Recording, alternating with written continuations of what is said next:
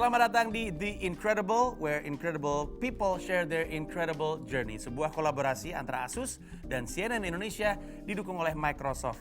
Ada gue Panji Pragiwaksono yang akan jadi host di acara ini dan kita akan bertemu dengan seorang incredible person, bentar lagi kelihatannya akan datang, yang akan berbagi pengalamannya di dunia bisnis, terutama bisnis fashion muslimah, busana muslimah. Siapa orangnya kita tunggu. Nah, itu dia. Coba kita samperin ya. Ajeng, selamat datang. Mari silakan masuk, mari. Ajeng, silakan duduk di sini. Apa kabar? Baik. Ajeng sendiri gimana? Alhamdulillah baik. Sehat? Sehat alhamdulillah. Hijabnya benar-benar luar biasa ya. Tapi di pandemi kayak gini gimana? Keganggu kah atau? Lumayan. Menurut saya sih justru berkah ya di pandemi ini. Aku sambil buka laptop ya mas. Silakan. Oh, masih sibuk juga ternyata ya? Iya lumayan lah karena memang di pandemi ini behavior masyarakat kan berubah. Yang tadinya mungkin mereka itu kebanyakan offline, belanjanya ke store atau offline yang lain, sekarang tuh berubah jadi ke online gitu. Wow. Ya, jadi banyak orang akan berasumsi pandemi ini membawa kesulitan, tapi ternyata di balik semua itu ada peluang-peluang juga benar yang banget. bisa dimanfaatkan dengan baik. Iya, betul. Nah, banyak yang tahu hijab ini kan tentu sebuah platform yang luar biasa, empowering. Banyak orang yang tadinya cuma bisa berhayal doang untuk bisa memasarkan karyanya dari sisi fashion, punya tempat seperti hijab. Dan Ajeng juga salah satu enablernya lah yang membuat rezekinya banyak loh. Jadi rezeki orang-orang datang karena Ajengnya jadi rezeki juga gitu. Mungkin pertanyaannya gini, orang kan perjalanannya beda-beda ya untuk memulai kewirausahaan. Dan memang harus diakui sekarang kan menjadi entrepreneur kan kayaknya hits banget ya gitu. Banyak yang pengen jadi entrepreneur tapi perjalanan menuju ke situ beda-beda. Nah kalau dari Ajeng sendiri sampai kepada keputusan kayaknya gue mau berwirausaha deh, itu gimana ceritanya? Bisa dibilang ceritanya cukup panjang ya Mas Panji ya. Bisa dibikin ini novel. Kita akan 8 episode hanya Ajeng. Nggak apa-apa, santai gitu. Kita jalan aja. Jadi kalau ditarik lagi ke belakang gitu ya, itu memang dari kecil lingkungan keluarga juga. Kebetulan ibu bapak aku juga wirausaha juga. Terus apa kalau boleh tahu wirausahanya? Dulu itu di bidang telekomunikasi juga. Zaman dulu kan kita masih pakai pager gitu kan. Ada talkie. Aduh, angkatannya. Kabel ya segala macam gitu. Iya, Jadi iya. udah biasa ngelihat ibu sama bapak itu bergulat dengan kewirausahaan lah gitu. Ups and down segala macam. Dari remaja tuh udah suka disuruh kayak nulis invoice gitu. Remaja nulis invoice ya? Saya nulis diary loh. Kadang-kadang zaman dulu tuh kalau bagi rapot kan ada tulisan pekerjaan orang tua. Wirausaha itu jarang banget yang orang tuanya wirausaha gitu. Betul. Wirausaha tuh apa sih? Gitu. Iya. Nah seiring berjalannya waktu, kebetulan aku tuh kuliahnya ilmu politik. Kuliahnya ilmu politik? Jadi nggak ada waktu kuliah itu memang bisa dibilang nggak belajar bisnis secara formal gitu. Tapi waktu kuliah itu udah tertarik karena masuk kuliah itu lagi zaman Krismon. Zaman Krismon itu kan susah ya, bisa dibilang yang susah. Jadi struggle-nya itu keluar gitu. Spiritnya untuk daya tahan, daya juang kehidupan tuh muncul banget. Jadi mulai di kuliah itu jualan pulsa lah, jualan jilbab, jualan kue, pokoknya banyak lah jualan. Nah, kebetulan waktu itu ada teman yang misalnya fakultas ekonomi kuliahnya, ikutan sit in di situ. Jadi walaupun misalnya kuliahnya ilmu politik, tapi sering sit in di kuliah-kuliah yang lain gitu. Kalau misalnya ada manajemen, misalnya Pak Renald bagus gitu, Pak Renald Kasali, datang ke kelasnya, sit in, minta izin, duduk kayak gitu. Jadi ya bisa dibilang dapetin ilmu bisa dari mana aja. Nah mulai tertarik bisnis karena waktu itu dapat inspirasi atau pencerahan gitu lagi kuliah gitu. Tring ada pencerahan gitu. Itu lagi mata kuliahnya ketahanan nasional atau pertahanan negara, saya lupa. Jadi dapat inspirasi untuk pada akhirnya ke bisnis dari mata kuliah ketahanan nasional? Iya. Kenapa? Karena waktu dosennya bilang gini, ketahanan nasional itu bukan sekedar berapa banyak army yang dimiliki sama negara, tapi gimana kalian bisa jualan ketoprak ke Kanada katanya gitu. Oh wow. Sedikit kan? Jualan ketoprak ke Kanada gitu kan. Artinya tuh sebenarnya meaningnya tuh dalam gitu. Sekarang kita baru ngerasain, zaman itu tahun 2000-an awal, mungkin kita nggak kebayang makan bibimbap gitu misalnya dengan sangat passionate gitu. Betul sekali. Atau kita lebih bangga nge-instagramin sushi daripada lemper gitu. Iya, betul, betul. Nah, mungkin itu belum kerasa, tapi sekarang udah kerasa banget gitu. Nah, sejak saat itu pas dosen cerita kayak gitu langsung mikir, apa ya yang bisa saya bawa nih keluar gitu.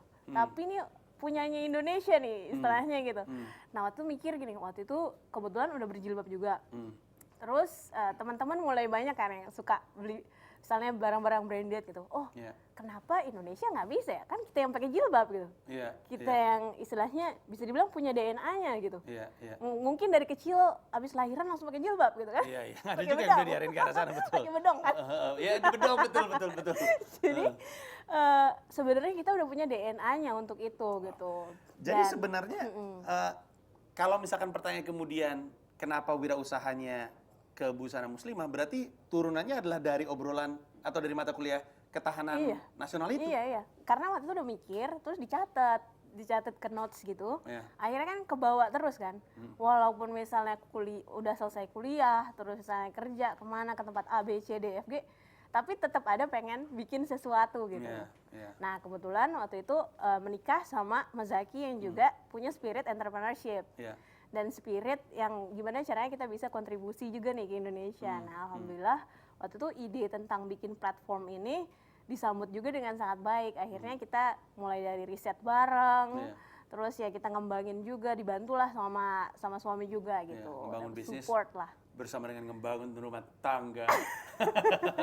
Tapi kalau bisa gue simpulin ya, berarti kurang lebihnya ketika dosen waktu itu ngomongin soal ketoprak dijual ke Kanada, itu tidak serta-merta membuat Ajeng ngerasa, oh ya mungkin gue kuliner kali ya karena pasarnya gede, tapi ngelihat sesuatu yang dekat juga dengan Ajeng karena Ajeng juga berhijab, terus gitu paham dengan dunianya, mungkin itu bisa jadi yang kita bisa tarik adalah kadang-kadang bisnis juga nariknya dekat ke kita kah? Nggak harus kayak di mana peluang bisnisnya ya gitu. Betul. Karena mungkin waktu itu bisnisnya mungkin belum terlalu, apalagi di awal-awal. Itu tahun berapa tuh berarti itu waktu mata kuliah ketahanan pangan? 2000 Ketahanan nasional. 2003 lah mungkin. Iya, nggak seperti sekarang industrinya kan.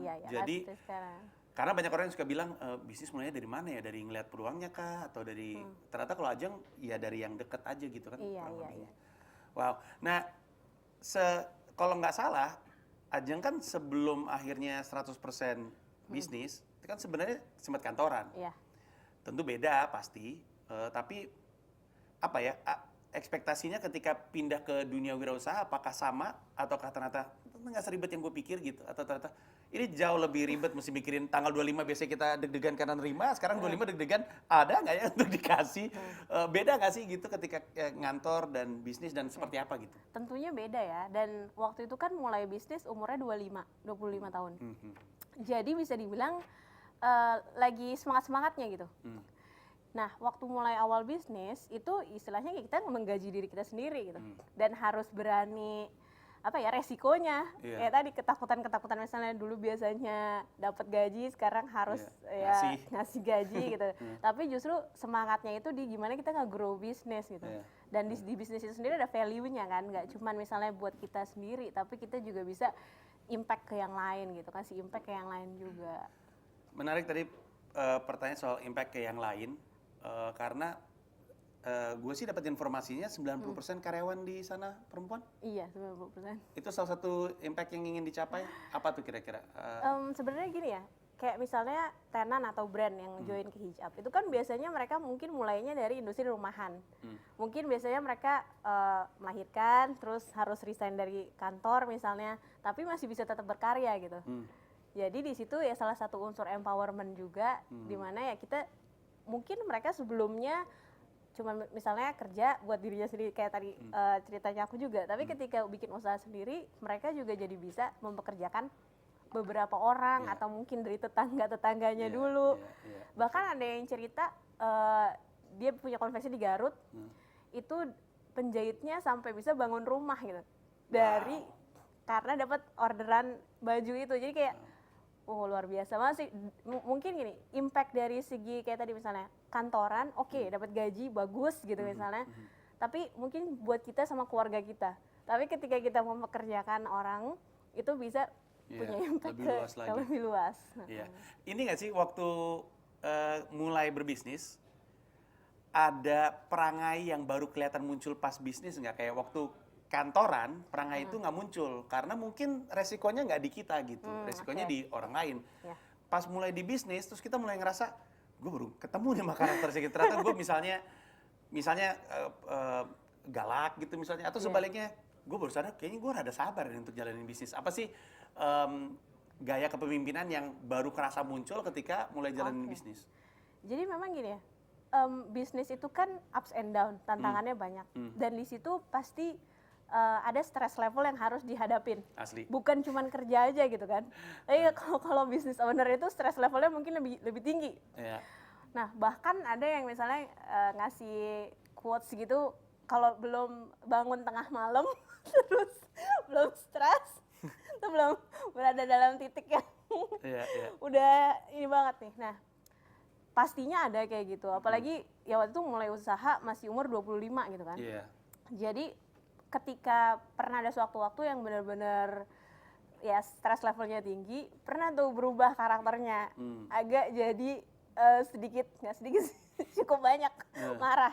Tapi habis itu sadar bahwa kita nggak bisa jadiin suatu hal eksternal itu merubah karakter kita gitu.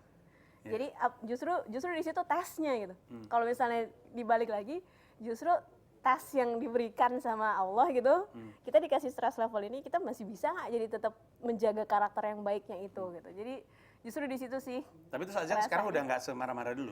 Iya, itu udah alhamdulillah udah lewat. Saya belum lewat. Udah lewat.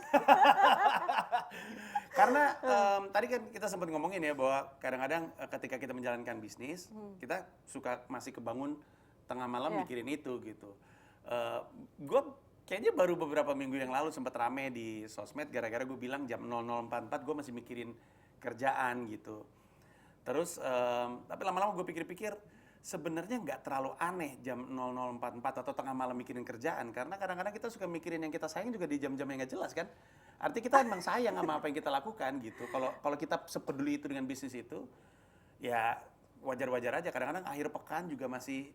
Mungkin ini kali ya, ada fase-fasenya di setiap pebisnis kali ya.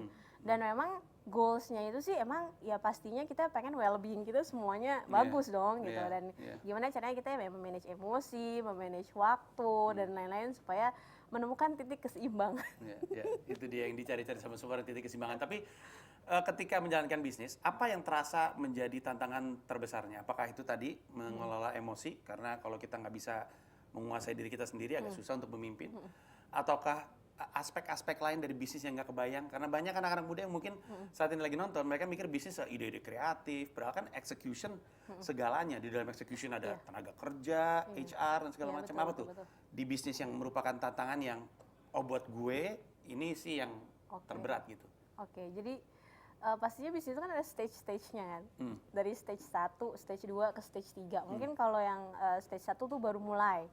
Stage 2 tuh udah mulai product market fit, udah mulai ketemu gitu. Mulai scale up. Yang ketiga itu yang udah scale up, yang mungkin contoh-contohnya perusahaan-perusahaan untuk yang e-commerce yang unicorn lah gitu, yang udah level 3. Nah, memang yang paling berat itu di 1 ke 2. Karena iya. Karena nemuin produk market fit-nya itu gitu. Kadang kita punya idealisme gitu. Misalnya seorang desainer punya idealisme pengen bikin baju kayak gini. Tapi nggak fit sama marketnya. Gimana marketnya mau beli gitu kan. Nah, struggle-nya untuk menuju produk market fit itu bisa dibilang itu yang paling mungkin bagi teman-teman yang baru mulai bisnis juga pasti akan ngerasain. Untuk Hitch Up-nya sendiri, kan sebagai platform kan juga mesti nemuin produk market fit juga kan. Dari pertama kan MVP aja dulu kita lihat traction-nya seperti apa, kita analisa. Itu juga berat juga ya? Iya, itu yang waktu itu dirasain kayak gitu. Karena ketika ada di level 1 mau ke level 2, itu kan resource-nya nggak sebanyak mungkin yang udah di level 2 ketiga atau ketiga, karena udah banyak investor. Betul. Jadi harus berdarah-darah sendiri. Yang tadi saat-saat dimana mikirin segala macamnya sendiri mungkin, yang sampai kebangun malam-malam. Nah itu karena tadi itu resource-nya belum terlalu banyak, tapi challenge untuk nemuin produk market fit-nya itu udah harus naik kelas gitu. Kalau enggak kelamaan di sini bisa habis kan uangnya. Iya betul sekali. Untuk Hitch Up sendiri ya, yang membantu Hitch Up untuk mendapatkan produk market fit, apakah ngebaca dari reaksi market atau ngebaca dari usernya? Artinya desainer yang naruh atau dari konsumen yang bertransaksi gitu, yang mana? Dari both sih, dua-duanya. Ya? Tapi yang paling penting customer dulu. Karena kita lihat kayak gini, misalnya dari sekian banyak yang visit, berapa ya conversionnya gitu. Nah, kenapa sih misalnya nggak convert? Nah, kita tanya nih sama customer ini, apa sih faktor-faktornya yang bikin mereka convert? Misalnya dari segi harga, di price range berapa gitu, di kualitas barang yang kayak gimana, brand apa yang dia suka gitu. Jadi nemuin itunya untuk. Berarti kurang lebihnya agak-agak kayak ini ya, Hijab tuh ada peran apa sih namanya kalau misalnya wirausaha dibantu untuk di grooming gitu. Ada peran kayak gitu ya, ada ngebantunya untuk menumbuh kembangkan karena tentu kan kebaikan desainernya adalah kebaikan Hijab juga. Betul. Berarti apa? Kalau ditanya benefit apa yang dirasakan oleh mereka yang naruh ke Hijab, apa benefitnya, apa featuresnya gitu? Mungkin kita bisa bilang kita kayak katalisator ya. Jadi misalnya nih ada brand baru mulai. Misalnya baru 3 bulan, 4 bulan gitu. Tapi kita tahu nih bagus nih, potensial banget. Terus kita bantu buat grooming dari mulai positioningnya bagusnya kayak gini gitu. Terus misalnya kita bantu misalnya buat video. Kita banyak profiling gitu di YouTube channel kita. Jadi dia mulai kedengeran juga nih ke market gitu. Bisa juga sebaliknya sih. Misalnya dia udah punya brand yang cukup bagus, masuk ke Hijab. Jadi tambah istilahnya kolomnya tambah gede gitu. Jadi Hijab bisa dibilang kayak karena kita mengkurasi, jadi kayak lembaga yang melegitimasi bahwa ini brandnya oke nih. Gitu. Iya. Orang sangat percaya sama Hijabnya ya, sehingga apapun yang kemudian muncul di situ jadi legitimasi gitu. Ini ada di Hijab berarti valid gitu. Ya, kita berusaha gitu. Buat menjaga itu sih. Kita berusaha buat menjaga itu supaya ya secara kualitasnya juga bagus, karakter brandnya juga terjaga kayak gitu. Sedikit keluar dari bisnis tapi masih terkait kaitannya sama pernikahan. Kan kalau satu pernikahan ada 2 entrepreneur dengan bisnis yang beda. Asumsinya ya, orang suka saling ngasih masukan, saling gitu. Apakah sendiri-sendiri, nggak ada bisnis lu, gue nggak mau ganggu gitu, atau sebenarnya dibuka, ini gimana ya, bisa ngebantu nggak, dan gimana caranya pembicaraan itu selesai, kalau lagi diskusi soal kerja, udah selesai gitu, soalnya tidurnya bareng juga kan, jangan sampai pas udah tidur, aku masih kepikiran nih omongan kamu tadi, jadi nggak tidur gitu, itu gimana tuh, apakah ada diskusi atau sendiri-sendiri atau? Kalau aku sih prinsipnya gini ya, ketika perempuan itu berbisnis, dia harus dapat support dari suaminya. Sama juga suami gitu. Harus dapat support dari istrinya ya nggak sih? Harus dapat support dari lingkungan terdekat ya, support sistemnya. Jadi bukan cuman suami sih, dari mulai orang tua, ya kan? Jadi atau saudara-saudara. Jadi mereka juga bisa ngasih support system yang baik. Nah, suami juga gitu. Baik misalnya bareng bisnisnya ataupun bisnis yang berbeda, itu harus sama-sama support. Nah, kalau konteksnya di sini, kalau Mas Zaki itu kan memang dari mulai awal memang udah bisnis duluan. Jadi waktu aku masih kerja, Mas Zaki udah mulai duluan. Jadi bisa dibilang bisa jadi mentor gitu. Karena udah jalan duluan nih. Jadi Hijab masih di stage 1, mungkin Bukalapak udah di stage 2, bahkan udah di stage 3. Jadi udah kayak gimana ya baiknya gitu. Karena kita masih di stage 1 nih. Walaupun misalnya bisnis modelnya beda gitu, tapi ada masukan-masukan yang pasti sangat berharga gitu buat Hijab selalu bisa naik ke stage selanjutnya. Ada aturan tidak tertulis nggak di rumah kalau misalkan kita mau ngomongin kerjaan, pastiin cuma sampai jam segini, atau nggak ngomongin kerjaan di depan anak-anak, nggak dilakukan di meja makan, atau justru nggak dilakuin di kamar tidur gitu, atau random aja? Random aja sih. Dan ketika pandemi ini kan semuanya kan dibawa ke rumah ya. Iya. Jadi makin nggak bisa menghindar, kemanapun pasti lagi pada kerja gitu. Tapi ada ruangan-ruangannya. Maksudnya ada ruangan yang emang ini ruangan buat kerja gitu. Jadi mungkin setelah dari ruangan kerja itu mungkin beda apa ya? Beda vibration kali ya kalau. Beda vibe-nya ya. Kalau di ruangan kerja kan serius gitu kan. Mungkin ngomongin yang masalah kerjaan bisa di ruang kerja gitu. Kalau di kamar? Kalau di kamar ya kalau misalnya emang penting banget, kadang-kadang mungkin ngomongin juga. Tapi ya kita bisa tahu batasan masing-masing lah gitu. Kayak nggak usah terlalu ditulis banget lah. Gitu. menarik ya, selalu menarik ngelihat ada dua entrepreneur di satu rumah, pasti beneficial gitu. Kayak tadi itu inkubator istilah yang gue cari. Iya, inkubator. Ya kan ada ini, ada mentorship. Habis itu Hijabnya sendiri juga semacam inkubator kepada desainer-desainer ini. Jadi kitanya atau Ajengnya tetap dapat ilmu, orang yang bermitra dengan Ajeng juga dapat ilmu, jadi jalan terus. Tapi Ajengnya sendiri nyari ilmu-ilmu baru Iyalah pastinya. dari mana? Kalau misalkan waktunya habis gitu untuk bisnis, atau emang selalu ngeluangin waktu?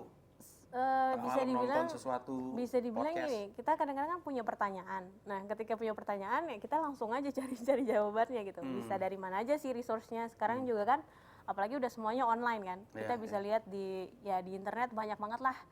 Source ilmu pengetahuan gitu, buku juga. Jadi ya apalagi ada suami juga buat teman diskusi juga.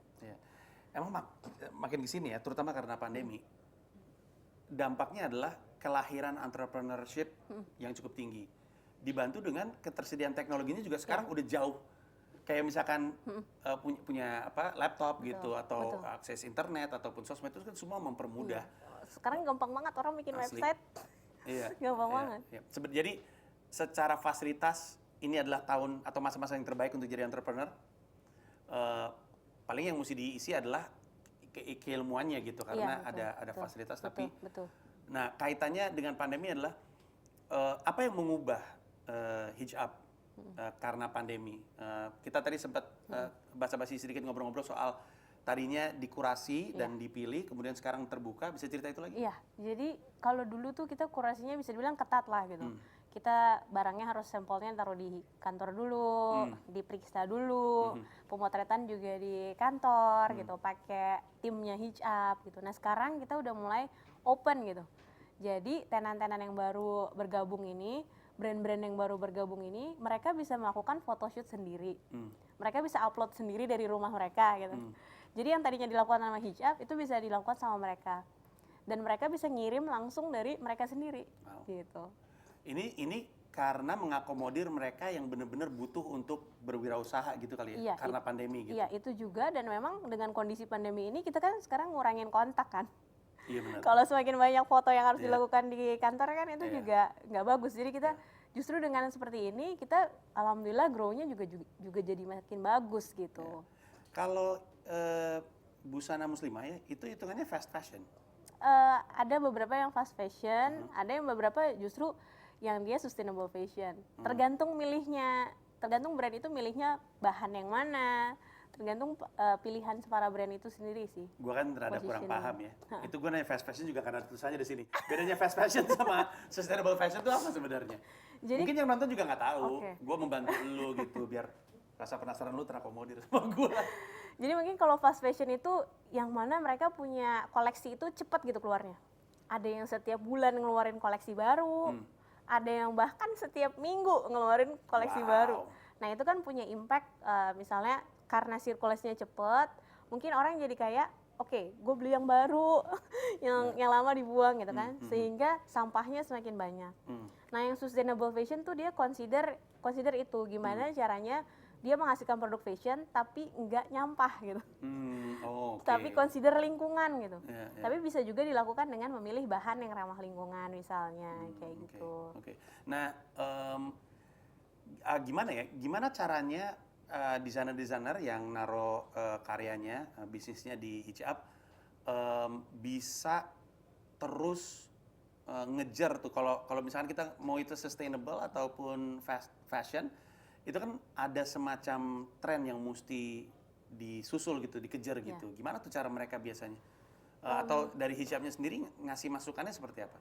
Kalau di Hijab sendiri sih kita mulai pelan-pelan ya menginfluence, kayak misalnya Hijab sendiri bikin basic collection. Jadi basic collection itu yang kayak melengkapin koleksinya designers gitu. Kayak misalnya inner hijab, terus misalnya kaos buat inner baju, legging, itu yang pakai bahannya yang lebih ramah lingkungan, yang degradable. Jadi kayak 2 minggu masuk ke tanah itu dia bisa langsung terserap. Oh ya? Ya karena itu pakainya ini bubuk kayu. Wow. Jadi kita kerjasama sama satu perusahaan, ya perusahaan dari Austria yang emang dia spesialisasinya dibikin bahan itu gitu. Wow.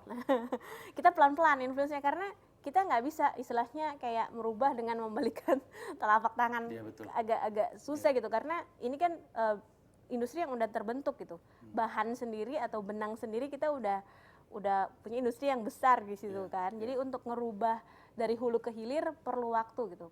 Tapi kalau menurut aku mulai dari kita beli produk yang dibikin sama designers Indonesia, itu udah bisa dibilang mengefisiensi rantai karbon yang keluar dibanding kita misalnya mesti beli produk yang harus di shipping pakai kapal gitu. Itu kapalnya nyangkut. Oh, kayak yang di situ tuh terusan Suez. Iya betul.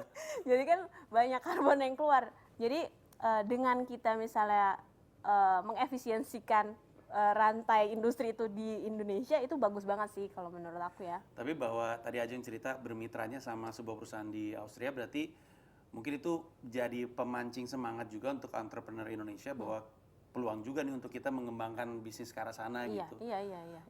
Karena tadi yang seperti ceritain, ya kita nggak bisa cepat, tapi kan bisa dimulai dari sekarang gitu. Iya, betul. Ada semacam milestone yang ingin dicapai nggak sih sama hijab ke depannya gitu, yang tentu kan sepanjang perjalanannya, berarti total udah berapa lama ya? 10. Wow, 1 dekade. 10 tahun. Pasti ada 1 dekade nengok ke belakang, pasti ada, gila gue inget banget dulu kantor pertama kayak apa gitu kan. Ada sejumlah milestone yang sudah tercapai. Tapi ke depannya apalagi kira-kira yang ingin dicapai sama hijab? Pengennya sih seperti yang tadi ya, di mata kuliah yang waktu itu lagi menjadikan inspirasi itu, gimana hijab itu bisa ya diterima bukan cuma di Indonesia, tapi juga bisa jadi inspirasi juga di luar gitu. Bisa jadi kebanggaan Indonesia lah gitu. Dan tentunya juga bisa banyak memberikan impact di Indonesia. Gitu. Waktu itu di materi stand up comedy gue pernah ngebahas soal udah waktunya kita menawarkan sesuatu kepada dunia ketimbang hanya mengkonsumsi apa yang dunia tawarkan. Soalnya kan untuk waktu yang cukup lama ya kita konsumsi mulu kan, kita marketnya dunia gitu. Sementara secara kemampuan hijab juga kelihatannya udah geser ke sana, udah menuju ke sana. Kita bisa menawarkan sesuatu kepada dunia, termasuk dalam hal ini adalah busana muslimahnya gitu. Dan secara, karena Ajeng lihat sendiri, secara desain, secara kualitas kita sebenarnya udah siap ya? Udah siap. Dan ini ya, karena keunikannya desainer Indonesia itu, dia tahu taste-nya dari Indonesia sendiri tuh kayak gimana, sukanya dari sisi warnanya apa, patternnya seperti apa gitu. Jadi kebanyakan tuh punya loyalisnya gitu. Itu kalau brand desainer di dalam hijab itu berarti konsumennya masih dari Indonesia ataukah ada yang udah mulai keluar? 90% dari Indonesia, 90% dari Indonesia. Ketika mereka udah mulai keluar tuh berarti apa? Mulai pelan-pelan ngebuka market gitu atau? Mulai pelan-pelan membuka market, dan memang di kayak misalnya contoh ke Malaysia, jadi Malaysia aja. Waktu itu saya pernah ke Malaysia dan dia ada satu orang yang nanya, ini kerudungnya beli di mana gitu. Karena ini beda sama yang ada banyak di Malaysia. Jadi keunikannya produk Indonesia tuh punya punya daya tarik lah di luar itu. Ada sesuatu yang kayaknya mutlak banget kelihatan dimiliki sama bangsa ini, itu adalah karakter dan beragam gitu kan. Maksudnya kita kayakan budaya itu datang dengan karakter masing-masing yang kalau diturunkan ke fashion itu jadi karakter yang unik lagi gitu. Jadi kaya banget ya. Kalau ada masukan dari Ajeng ya untuk siapapun gitu entrepreneur yang bilang, gue juga pengen fashion muslimah selain tentunya bergabung dengan hijab, apa kira-kira yang bisa membantu mereka untuk mengembangkan bisnis mereka? Apa sih yang harus dipikirkan oleh entrepreneur di bidang fashion muslimah? Oke, aku mungkin punya 5 tips ya di sini ya. Yang pertama, untuk honest, jujur. Oh, honest, oke. Dalam arti kayak gini, kita mulai dari diri kita sendiri gitu.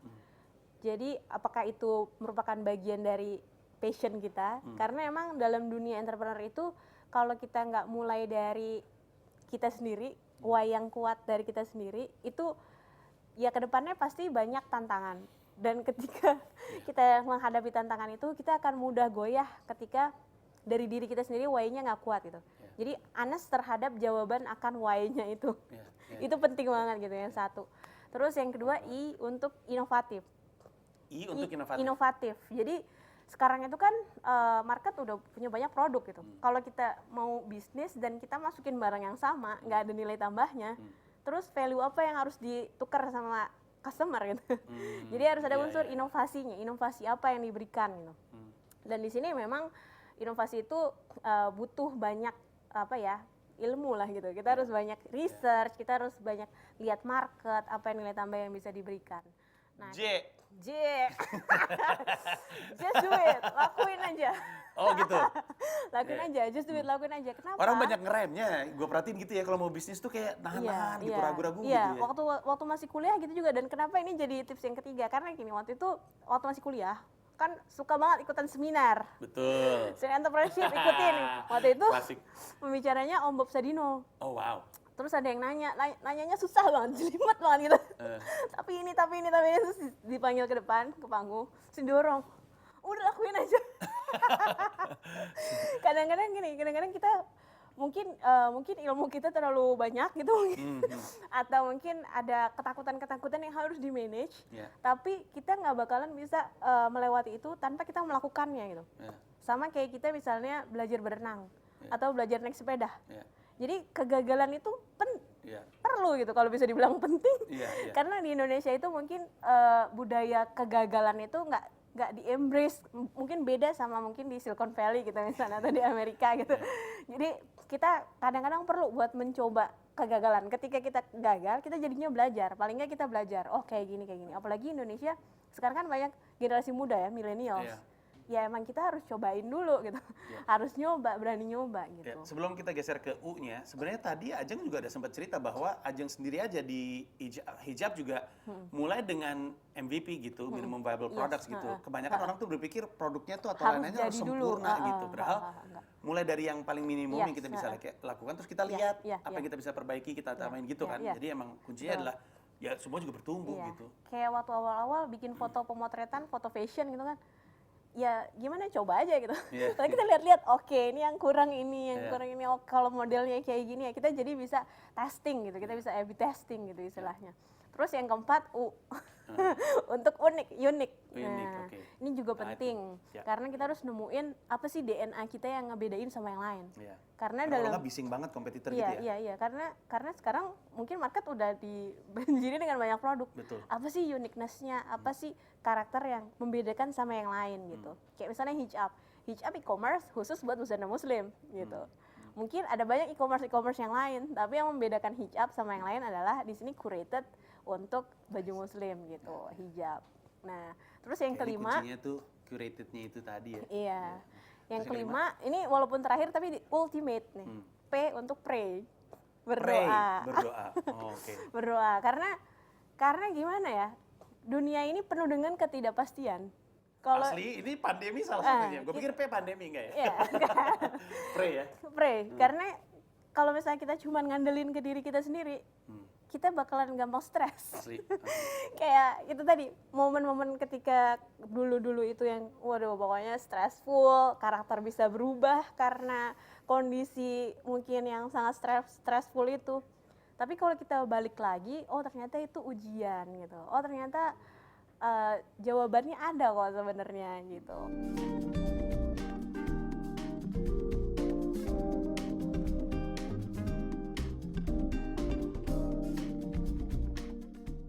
Nah, itu tadi 5 poin yang luar biasa, terutama P-nya yang terakhir tuh ya, nggak ketebak. P-nya ternyata pray.